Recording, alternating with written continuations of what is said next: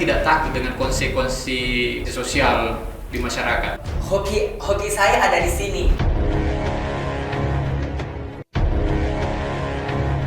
Apakah peran Anda sekarang itu tidak justru merugikan mantan Anda? Mantan?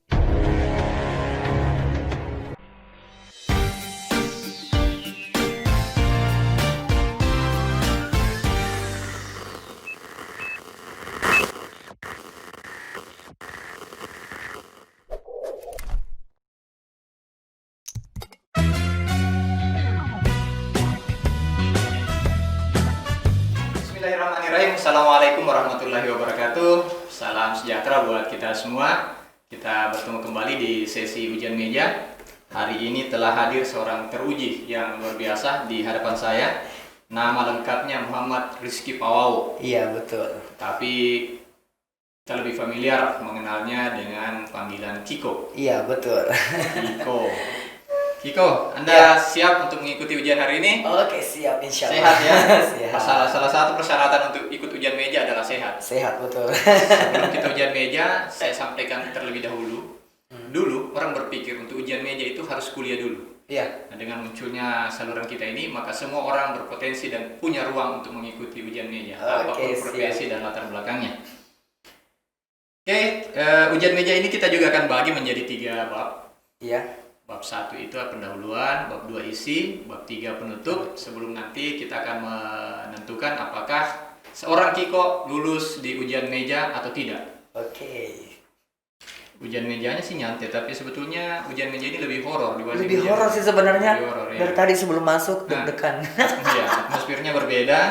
Biasanya banyak orang ada audiens, sekarang kita berhadapan dengan alat-alat seperti ini. Iya. Oke, kita mulai.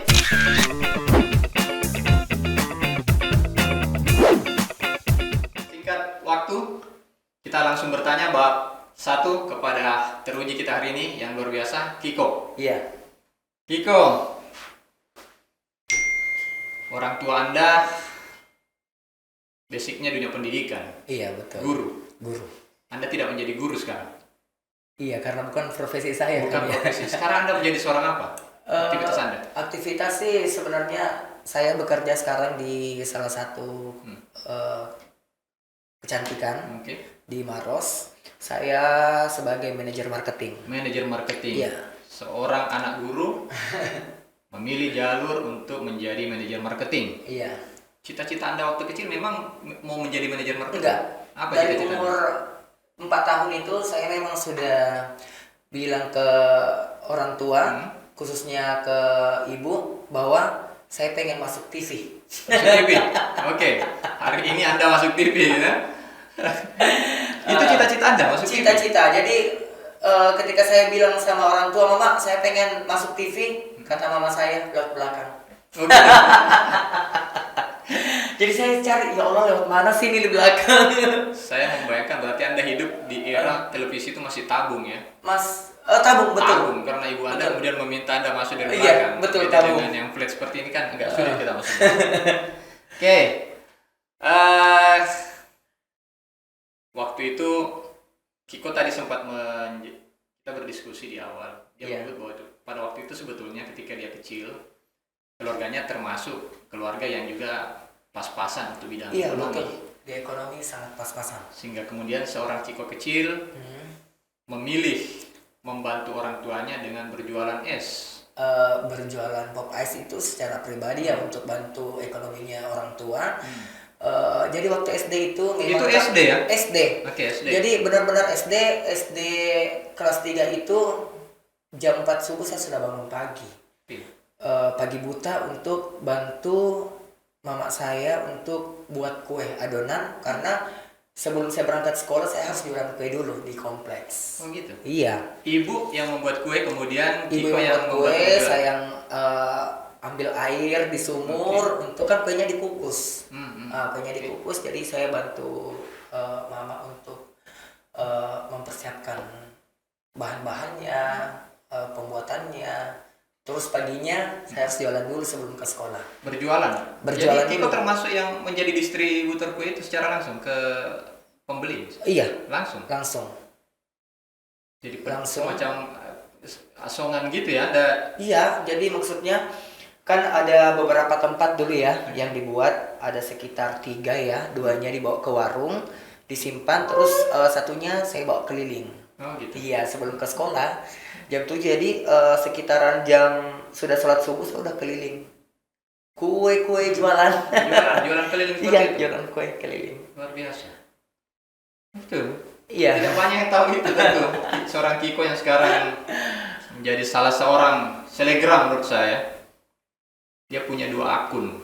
Akun pertama dihack, akun kedua sudah ribuan juga. Iya, alhamdulillah. Kalau itu digabung, andai kata akun itu tidak dihack, mungkin udah ya kali 2 lah dari yang ada sekarang. Seorang Kiko yang sekarang menjadi tenar seperti itu, ternyata masa kecilnya diisi dengan jualan es dan jualan kue keliling. Kue keliling. Pop ice. Nice. Oke pemirsa, bab pertama kita selesai. Dijawab tuntas. Sedikit sebetulnya, saya yakin masih banyak kisah yang ada di belakang Kiko, tetapi kita akhiri dulu dan kita break sejenak untuk lanjut ke sesi bab kedua. Terima kasih.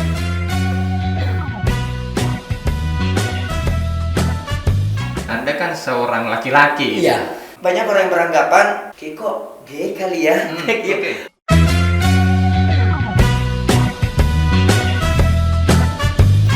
Oke pemirsa, kita kembali lagi di sesi bab selanjutnya, bab 2.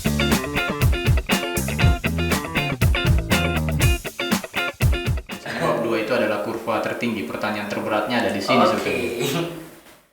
Yang sangat menentukan kelulusan itu justru ada di bab ini, poin-poin tertingginya. Yang pertama, pertanyaannya. Anda kemudian memilih menjadi tokoh di dalam semua akun medsos Anda. Iya. Tidak menjadi laki-laki. Iya, betul. Menjadi Mama Entong. Coba cerita sedikit tentang Mama Iya, Entong. kalau kisah dari Mama Entong itu sebenarnya bermula dari pacar saya yang sekarang sudah jadi mantan. Jadi ketika perjalanan kita ke Bira, di mobil itu kan ada jilbab.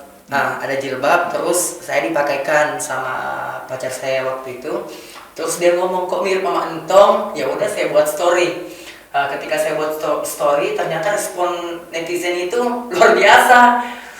Luar biasa, banyak yang ketawa, banyak yang suka lanjutin bikin karakternya Mama Entong. Ya udah, sampai hari ini bahkan saya lebih banyak dikenal orang-orang dengan sebutan Mama Entong. Iya. Oke. Mama Entong itu tokoh yang sebetulnya antagonisnya Anda, karena Anda kan seorang laki-laki. Iya. Kemudian memilih menjadi perempuan. Iya. Anda tidak takut dengan konsekuensi sosial di masyarakat misalnya tentang hal tersebut? Pro dan kontra pasti ada, Kak, ya. Iya. Terus sebelum saya ambil jalur itu, jalur maksudnya makin dalam, sebenarnya saya ada perjuangan sedikit juga untuk bisa membuat YouTube Mama Entong.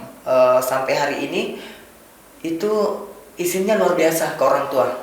Jadi kalau untuk dari mama sih nggak jadi masalah, tapi yang berat ini seorang bapak. Iya, seorang bapak. Ibu tidak menjadi masalah, peran sebagai Mama Entong itu. Iya, karena emang dari dulu seorang mama kan mendukung, mensupport saya pribadi untuk menjadi seorang artis. Apapun yang saya lakukan, mama selalu support. Bapak yang bertanya ya? Bapak. Betul, bapak itu basicnya kan guru. Iya, benar. Jadi kalau basic seorang guru ya mau anaknya jadi guru. Jadi orang yang berpendidikan. Yes. Tapi beda cerita lagi dengan saya, kayaknya jiwa seni bapak itu lebih banyak ke saya. Karena bapak juga orang seni, dulu waktu muda, orang teater juga. Kayaknya saya ambil dari situnya. Saya ambil dari situnya. Terus untuk izin menjadi karakter Mama Entong itu saya butuh waktu sekitar 1 minggu deh kayaknya untuk izin 1 minggu untuk meyakinkan bapak. Orang tua saya, bapak saya. Bapak khusus 1 minggu. Kalau ibu tidak ada masalah. Kalau ibu nggak masalah. Kalau bapak ini yang luar biasa ini. Jadi saya betul-betul meyakinkan bahwa karakter Mama Entong ini cuma sekedar karakter aja. Dalam artian hoki saya ada di sini. Ngerti nggak? Oke, saya ada di sini, saya meyakinkan bahwa insya Allah saya tidak akan merugikan termasuk Bapak. Terus Bapak ngomong, ya kalau itu sudah jalannya nggak apa-apa. Yang jelas jangan pernah merugikan orang lain dan khususnya jauhi narkoba. Karena pada saat saya setiap selesai membuat YouTube, udah tayang di YouTube, Bapak selalu nonton juga. Bahkan guru-guru waktu saya SMA juga pada nonton, bahkan nunggu episode-episode selanjutnya. Berarti syarat Bapak itu cuma ada 2? Syarat ada 2. Sebenarnya ada 3 juga sih sebenarnya, sholat. Tapi kalau sholat, kalau itu kan syarat umum ya, syarat untuk seluruh umum, orang itu berlaku. Tapi kalau syarat ini syarat 2, jangan merugikan orang lain dan jauhi narkoba. Itu aja sih dari dulu. Menurut Kiko, apa tadi syarat yang kedua itu? Jauhi narkoba. Syarat yang pertama? Yang pertama jangan merugikan orang. Menurut Kiko, apakah peran Anda sekarang itu tidak justru merugikan mantan Anda? Mantan? Iya. Apakah kemudian tidak ada kaitan karena kemudian tadi disebut mantan? Jadi bukan karena persoalan menjadi memilih. Bukan. Itu bukan. Jadi, kasus yang lain. Berarti tidak perlu kita bahas. Mungkin banyak orang yang beranggapan bahwa dengan gaya saya yang feminim, mungkin banyak orang yang mungkin Kiko gay kali ya. Enggak dong. Dalam artian kayak gini Kak ya. Jangan pernah menilai seseorang dalam sosial media. Karena kalau ketemu saya secara langsung beda jauh dengan apa yang ada di sosial media. Kalau soal pacar terima nggak terimanya itu komitmen kita dari awal sebelum pacaran. Memang dia mengetahui karakter saya seperti ini. Ya dia terima, memang dia suka orangnya humoris daripada orang romantis. Ya udah kita jalan, tapi alhasil hari ini saya sudah putus, dalam arti tidak sama lagi. Bukan karena masalah soal itu, bukan karena peralihan peran dari Kiko menjadi Mamantong itu, bukan ya? Karena memang ada personality yang mungkin tidak bisa kita bahas di sini. Tapi tidak ada masalah dalam soal ini. Soal hubungan kami nggak ada masalah. Artinya sebetulnya Kiko mau menyampaikan ke kita semua hari ini bahwa ketika dia di medsos, dia adalah feminis asli. Iya. Tapi ketika dia di luar, pejatan tangguhnya bisa dibuktikan juga.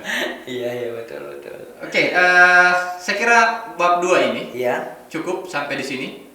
Kita break sejenak, terus selanjutnya masuk ke bab selanjutnya.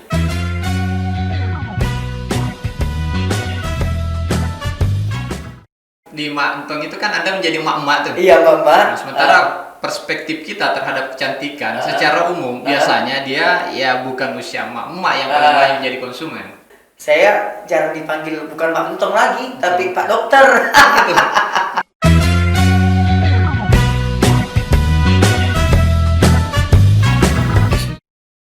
Oke pemirsa, kita sampai di bab terakhir, bab penutup, bab 3.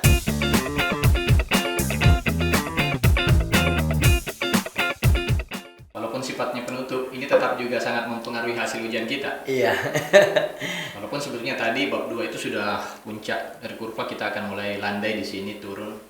Yang pertama, saya ingin menanyakan bahwa tadi di bab pertama sebetulnya sudah disebut oleh Kiko. Iya. Kesibukannya hari ini selain sebagai seorang selebgram, aktif di media sosial, YouTubers dan seterusnya. Hari ini juga dia aktif sebagai seorang manajer marketing. Yang uniknya, manajer marketing itu levelnya sama dengan medsosnya dia, masih berkaitan dengan feminisme. Dia manajer marketing kecantikan. Kenapa memilih lagi jalur itu? Karena mungkin basic saya di bidang kecantikan itu 11 tahun. Oh, 11 tahun. Udah 11 tahun, terus ditunjang dengan sosial media saya yang ramai. Akhirnya pihak dari manajemen Savana itu memutuskan untuk saya membantu mengelola salah satu bisnisnya, ya Savana Clinic. Jadi awalnya di Savana Clinic itu saya sebagai brand ambassador saja, tapi begitu banyak pasien yang datang karena saya, alhasil pihak dari Savana Clinic memutuskan untuk saya diangkat sebagai manajer marketing. Manajer marketing. Iya. Tetapi kan karakter Anda di Mama Entong itu tidak mencerminkan Anda sebagai seorang yang cantik. Kok Ini Kak, mau perusahaan itu iya, Anda menjadi kecantikan itu kecantikannya? bukan dalam artian sempit ya. Hmm. Dalam artian kecantikan bukan dalam artian sempit, artinya perawatan. Perawatan wajah itu cowok pun boleh. Nah, maksud saya tanya di Mak Entong itu kan Anda menjadi emak-emak tuh. Iya, Mama. Nah, sementara perspektif kita terhadap kecantikan secara umum biasanya dia ya bukan usia emak-emak yang paling banyak jadi konsumen. Iya. Itu Nggak gimana? tahu juga sih, tapi setiap yang apa yang saya buat itu selalu menarik di mata orang-orang. Selalu menarik di mata orang-orang. Mau saya mungkin jadi apapun itu, dia tidak pernah sangkut pautkan dengan apa yang saya kerjakan sekarang.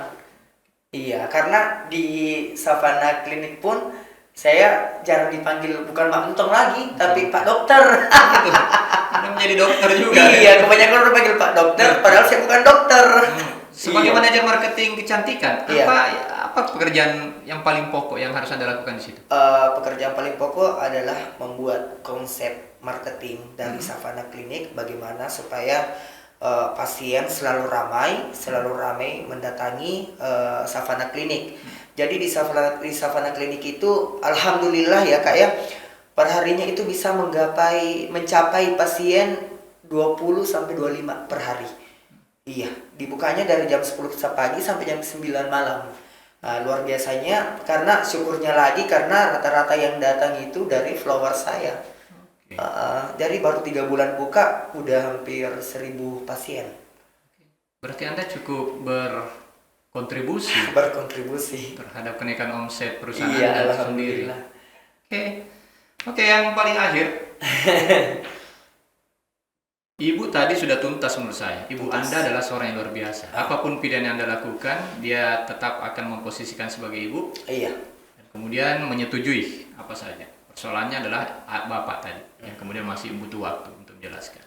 Pertanyaan terakhir saya kepada seorang Kiko, teruji kita yang hadir hari ini. Arti seorang ayah buat seorang Kiko. Kalau bicara ayah, Bapak itu luar biasa di mataku.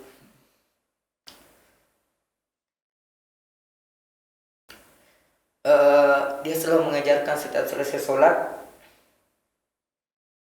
jangan buru harta dari Bapak. Karena Bapak nggak punya harta.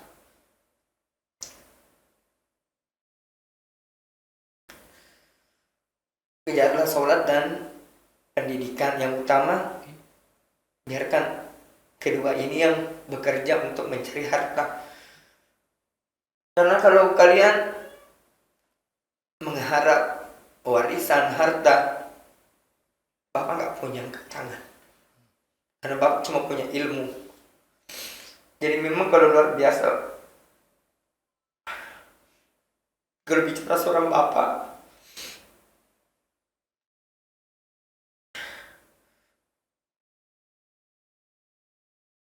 nilai Bapak itu sudah muncul di tetesan air mata Kiko ya. Pemirsa Hujan Meja.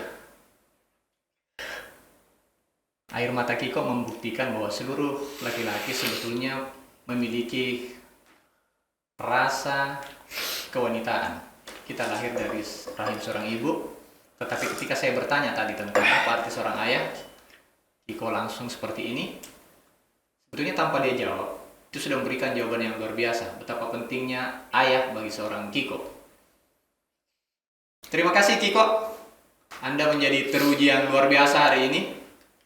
3 pesan yang saya tangkap, walaupun saya sebagai pemuji Anda teruji dari Bapak Anda. Yang pertama, jangan merugikan orang lain. betul. Yang kedua, Jauh narkoba. jauh narkoba. Yang ketiga, jaga sholat.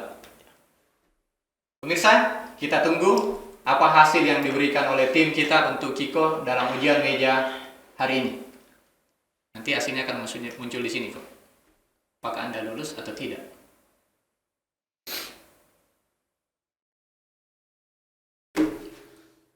Thank you. Kiko menjadi alumni kita yang kesekian dari ujian meja, sesi ujian meja. Maka hari ini Saya selaku penguji menyampaikan kepada Kiko selaku teruji bahwa mulai hari ini Anda sudah berhak menyematkan gelar GK di belakang nama Anda. GK itu adalah singkatan dari Guru Kehidupan. Ujian meja itu yang seperti saya sampaikan tadi, hari ini semua orang punya potensi, punya ruang yang sama untuk ikut ujian meja walaupun tidak harus melalui pendidikan formil. Dan Anda buktikan hari ini. Makasih Kiko. Iya, saya yakin orang tua Anda dimanapun, khususnya Bapak, itu akan sangat mengapresiasi ujian meja Anda hari ini. Ibu, terima kasih Ibu Kiko yang juga sudah menghasilkan anak yang luar biasa. Terima kasih pemirsa, sampai ketemu di ujian meja selanjutnya. Assalamualaikum warahmatullahi wabarakatuh. Salam sejahtera buat kita semua.